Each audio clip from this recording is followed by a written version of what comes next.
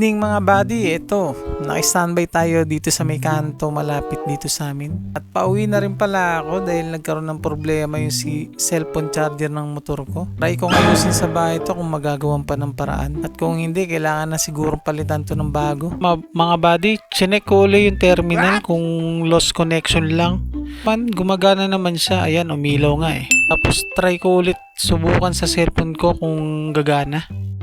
At ayun, sinubukan ko ulit i-charge pero hindi pa rin gumana. Kailangan na talagang palitan at bumili ng bago. Uwi na nga ako ng bahay ay biglang nagkusang gumalaw ang aking mga kamay. Hindi ko sinasadyang napindot ang Shopee. Ang galing-galing.